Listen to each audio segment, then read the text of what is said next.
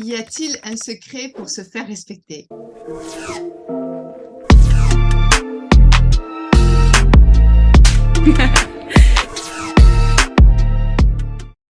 Bonjour à toi, je suis Karima Amassi, je suis coach, entrepreneur et créatrice de la méthode Namaera et c'est la méthode que j'ai créée pour les femmes pour t'accompagner vers une relation amoureuse épanouie et créer la relation dont tu as toujours rêvé mais que tu n'arrives pas à créer aujourd'hui peut-être et c'est peut-être pour ça que tu regardes cette vidéo.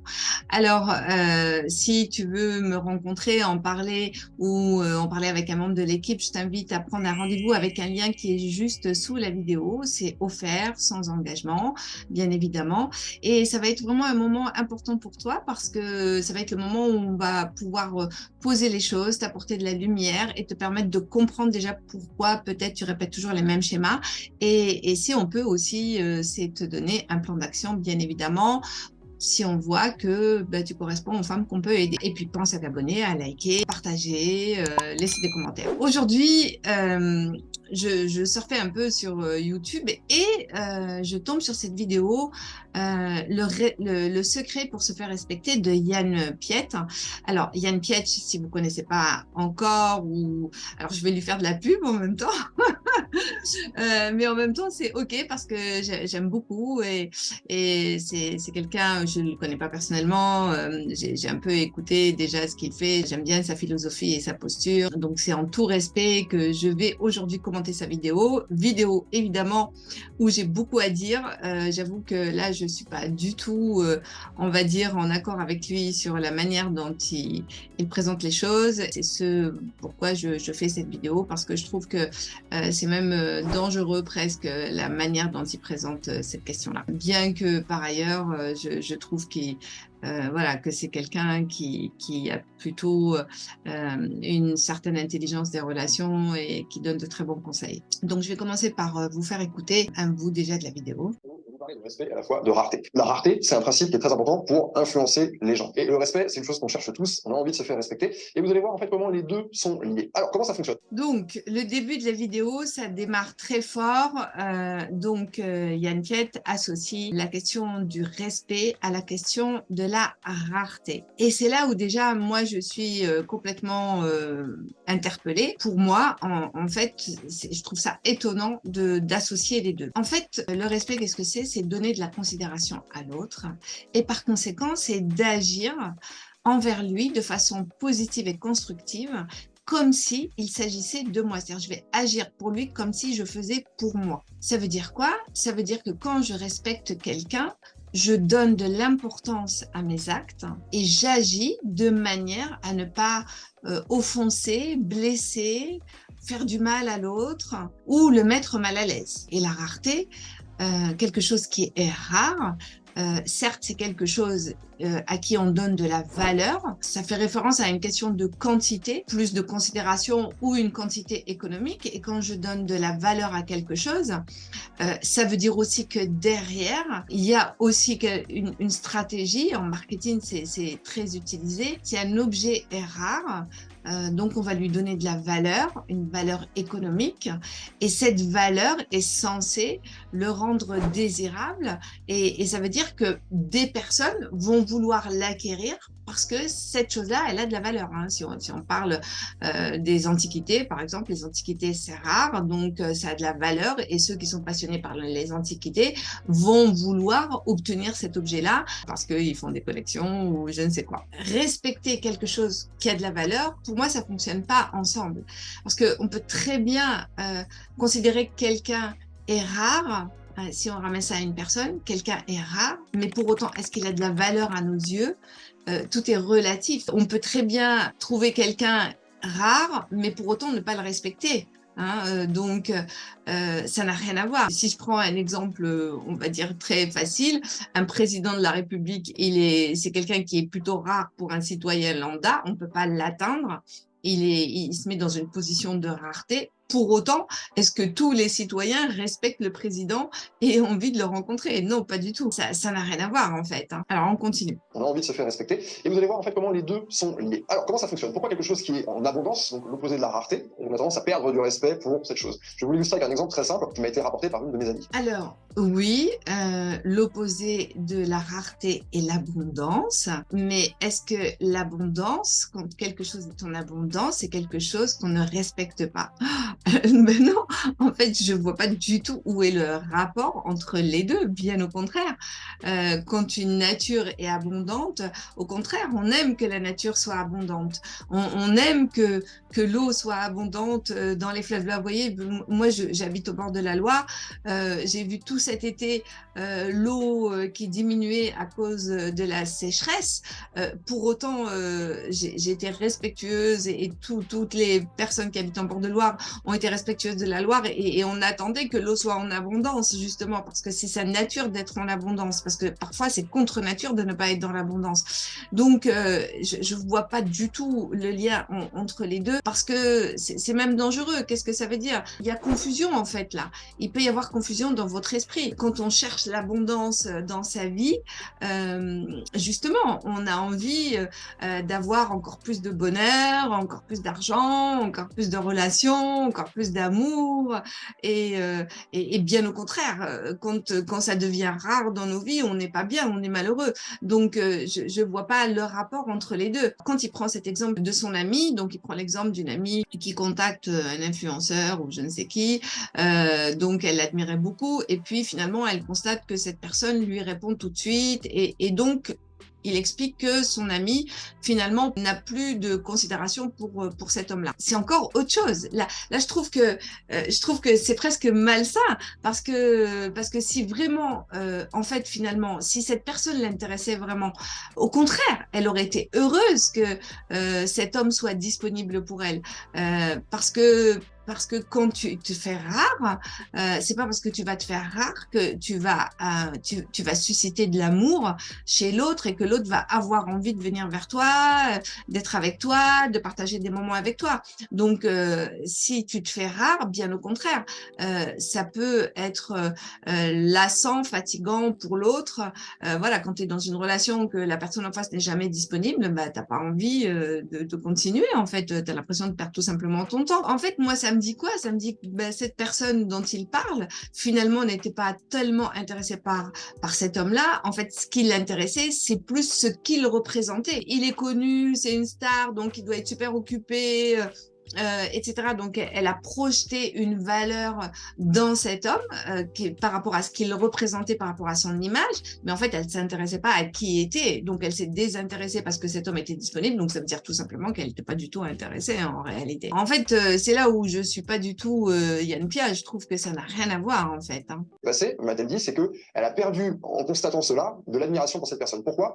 Par rapport à son statut, elle s'attendait à ce qu'il ne lui réponde jamais, ou s'il lui répond un jour, waouh, quelle chance, qu'ensuite ce soit compliqué de communiquer avec lui. Et en réalité, cet homme en fait a prouvé tout le contraire, et elle a perdu l'admiration de cet homme, et elle le respecte un petit peu moins. Il continue d'expliquer que son ami perd en fait toute l'admiration qu'elle avait pour cet homme. Admiration et respect, c'est encore deux choses différentes.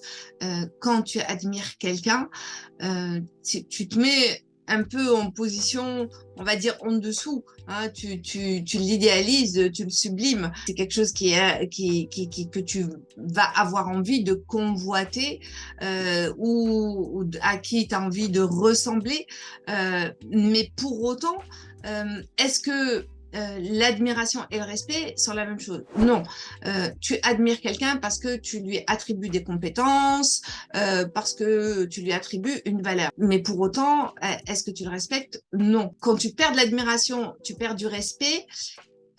Oui, tu peux à un moment donné cesser de respecter quelqu'un parce que tu l'admires plus, mais qu'est-ce que ça veut dire respect là? C'est le respect dans le sens juste de l'admiration. En fait, je l'admire plus, mais pour autant, tu vas pas lui faire du mal. Tu vas continuer à respecter la personne qu'elle est. Tu vas pas lui casser la figure, l'insulter ou je ne sais quoi. Encore une fois, c'est de la confusion totale sur ces notions-là de valeur, admiration, respect. Plus vous allez être disponible pour les gens, moins les gens vont vous respecter. respecté. J'ai un deuxième exemple pour illustrer ça, l'exemple des parents et des enfants. C'est exactement la même chose en réalité. Si vous, en tant que parent, vous accordez toute votre attention à votre enfant, que vous êtes tout le temps après lui, tout le temps réactif au moindre son qu'il va faire, au moindre bruit, à sa moindre demande, vous êtes tout le temps après lui, tout le temps disponible pour lui, que va-t-il se passer? À un moment donné, votre enfant va perdre du respect pour vous. Plus moins tu es disponible, plus tu es respecté.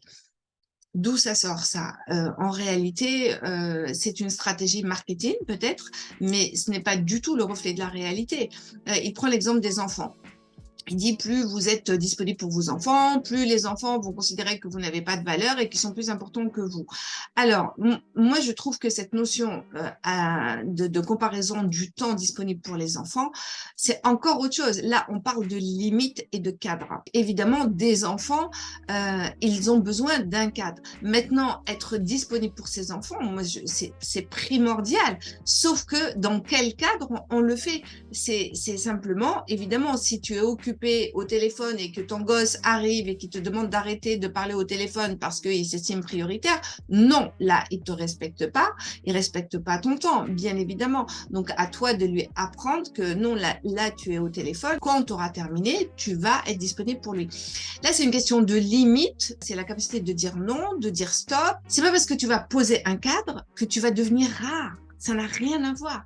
C'est le cadre, c'est juste mettre des limites, voilà, dire voilà, ça fonctionne, quel est le mode de fonctionnement en fait, hein, tout simplement. Et c'est pour ça que je trouve que c'est dangereux d'associer la notion de rareté à la notion de respect, parce que c'est un peu de la manipulation en réalité là. Parce que si on prend l'exemple, à un moment donné, il prend l'exemple des diamants. Il dit oui, regardez un diamant, c'est rare, donc c'est respecté. Oui, le diamant, c'est rare aujourd'hui. Pourquoi c'est rare? Il faut connaître quand même l'histoire du diamant. Le diamant, en fait, c'est une famille d'Afrique du Sud, des Beers, je crois, oui, ça s'appelle comme ça, qui ont en fait découvert, qui ont acheté des gisements de diamants et qui les ont stockés volontairement pour faire croire que le diamant était une pierre rare, alors qu'il y en avait, ils avaient tout stocké. Parce qu'ils avaient aussi fait toute une campagne publicitaire par rapport au diamant pour inciter les hommes à acheter des bagues de fiançailles avec un message sur le fait que le diamant représentait l'amour éternel, etc. Donc ça, dans 1800, je sais plus quelque chose.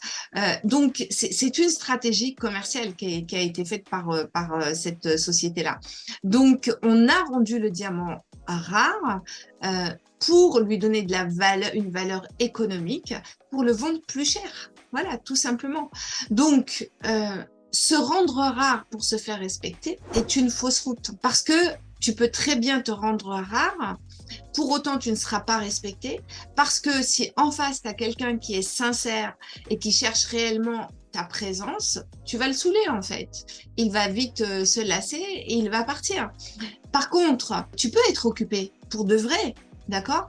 Parce que tu as une vie remplie, parce que tu as des activités, et donc c'est important que tu ne mettes pas de côté tes activités quand tu rencontres quelqu'un ou que tu as une relation. C'est important aussi que tu consacres du temps pour toi.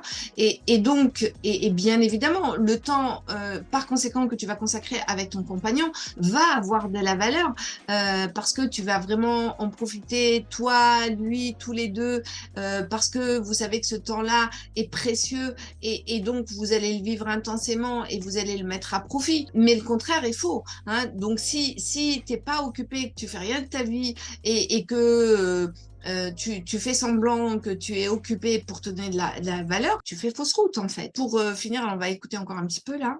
Votre présence n'est pas rare. Et donc à partir de là, on va avoir un enfant qui risque de devenir un peu pourri gâté. Il va considérer en fait que lui est plus important que vous. Puisque vous allez mettre toute votre attention sur votre partenaire amoureux, respect de vos proches, de vos collègues, etc., c'est de recréer de la rareté. Ce qui est rare est précieux. Les diamants sont rares, mais là, ils sont précieux. Demain, Oui, alors, les diamants sont rares parce que il y a eu une stratégie marketing, mais il est pas rare. Mais bon, on croit qu'il est rare. Donc attention à pas avoir de fausses croyances, hein, sur les gens aussi, hein. Oui, alors ça me fait penser vraiment à ça. Du coup, je vais arrêter le partage. Ça me fait penser à ça. C'est comme, toutes ces personnes, certains influenceurs sur Instagram, qui se donnent de la valeur parce qu'ils vont faire des photos, parce qu'ils montrent qu'ils ont des vies extraordinaires, magnifiques, etc. Donc, beaucoup de gens regardent ces photos en disant waouh, ces personnes-là, elles sont extraordinaires et magiques, mais au fond, tu les connais pas à l'intérieur. Tu sais pas ce qui se passe dans leur vie. Voilà, ils te montrent pas les photos des jours où ils vont mal. Tu connais pas les coulisses en fait, hein. Tout ça, c'est que de la stratégie en réalité, et c'est presque ouais, ça s'appelle des influenceurs, hein, c'est pas pour rien en fait, hein. Donc attention, pour moi, la danger, confusion, ce n'est pas par la rareté que tu vas arriver à te faire respecter. Pour moi, c'est pas du tout ça. La rareté peut te donner peut-être de la valeur, c'est-à-dire qu'en effet, quand tu es dans une relation et après, c'est un peu ce qu'il explique à la fin, donc il donne des conseils. Et sur ce, je suis assez d'accord. Bien sûr, si tes collègues te sollicitent sans arrêt, c'est de savoir dire stop, dire non, mettre des limites. Voilà, donc ça s'apprend. Si tu sais pas le faire, ça s'apprend. C'est aussi être occupé, donc t'occuper, trouver du sens à ta vie, hein. Si ta vie elle est vide et que tu fais rien de ta vie et que tu es dans une relation et que tu es là à solliciter sans arrêt ton partenaire ou à répondre dans la seconde qui suit et à être toujours disponible au garde à vous par rapport à lui, à tout laisser tomber, ce que tu as à faire aussi parce que l'autre te demande de venir et d'être disponible. Non, parce que à force, oui, bien sûr, il va y avoir de l'abus, il va y avoir du non-respect, donc de l'abus de ton temps. C'est ça en fait, on va pas te respecter, alors on va pas te prendre en considération. Donc, c'est important de poser des limites, c'est important de savoir dire non, c'est important aussi d'organiser son temps, de savoir organiser son temps, parce qu'avec, par exemple, quand tu as des enfants, voilà, de compartimenter les choses. Il y a un temps pour être ensemble, le temps où maintenant il y a beaucoup du télétravail. Voilà, mon chéri, ben, le temps où je travaille, je suis pas disponible à ce moment-là. Tu dois respecter ce temps-là. Voilà, tu joues ou je ne sais quoi, ou tu fais tes devoirs. Si tu viens me déranger, c'est qu'il y a vraiment une urgence et une importance, à condition de définir ce que c'est qu'une urgence aussi entre les deux. Alors, il parle de la rareté physique. Donc, se rendre rare, c'est se faire respecter. Ben, là, je suis pas d'accord. Quand tu es dans une relation que tu n'es jamais disponible pour se rencontrer, l'autre, il y a de fortes chances qu'en face, la personne, elle s'en aille et elle se lasse. Parce que si tu veux développer une relation, c'est important d'être présent. Mais toujours, c'est toujours une question d'équilibre.